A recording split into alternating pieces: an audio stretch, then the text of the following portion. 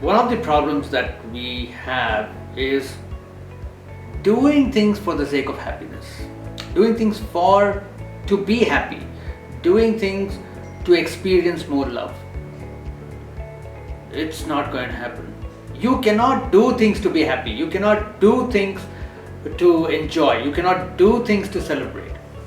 Unless you're doing it happily, unless you're doing it lovingly, unless you start your process happily as a celebration, as an activity, you're not going to end up being happy, right? So you have to constantly be at it. I mean, like what you say, it's never ending. I mean, how it would be when it ends? If it ends, you will not have relief. You will be left in a vacuum. You'll say that, oh no, what do I do now? Right? That's where you will end. I remember in 1992, I went to the National Defence Academy. I was selected as 35 people. We were selected for a national nature leadership camp. 15 days, intense. Our program started at 4:30 in the morning and would end at 3 a.m. So we would sleep just 90 minutes every night. And those 15 days was so full of energy that 90 minutes of sleep really, just the 90 minutes did not make us sleepless. We didn't sleep in the afternoons. We were so full of energy, so full of activity every day. And at the end of 15 days when I came home, when that activity ended, and when I came home, I had nothing to do. And it just took me down into depression. I said that, oh my God, I was sulking. I was feeling so low. It's because suddenly there's nothing to do. And that's what will happen when you have nothing to do. We all believe that when we are done, when we have nothing to do, we'll be happy. You're wrong. When you have nothing to do, you will see the whole world will be busy and you will have nothing to do, and that moment you will start getting depressed. All you have to do is to change your perspective towards life. That's all you have to do. Never have nothing to do. The feeling of being overwhelmed with things to do just comes from the way you start. It all begins from how you start your work. If you start your work happily, if you start your work lovingly, then no task is difficult. And we all have to do every day. We all have to perform.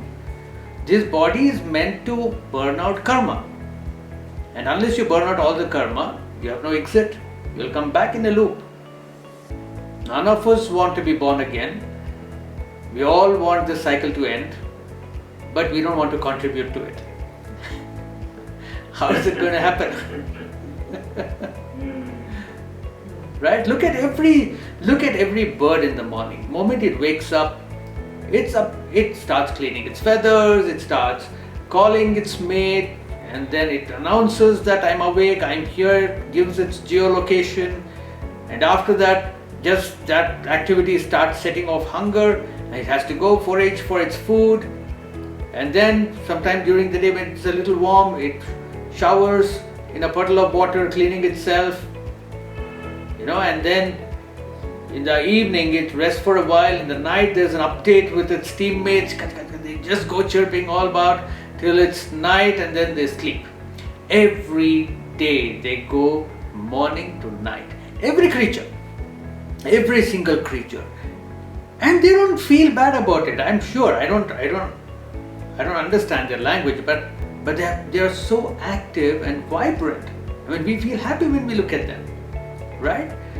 So when we especially listening to them. Yes, that's because they are happy. They're happy doing what they're doing. Yeah. That's what I tell people. If you show a cow grass, it will jump with joy. Wow, food. 10 years later, you give another tuft of grass, it will jump with the same joy. Because they do not manipulate their thinking. They don't say that, oh no, I wish this grass had some masala today. They don't think all that. They say that this is what I need to do and that's what I'm doing. They understand their responsibilities quite well. It's just because we have a faculty of thinking and manipulating and extrapolating things, we made a mess of it. That's where all this, all these emotions come from. If we were simple and uncomplicated, this is my task, I need to do it, you won't have any problem.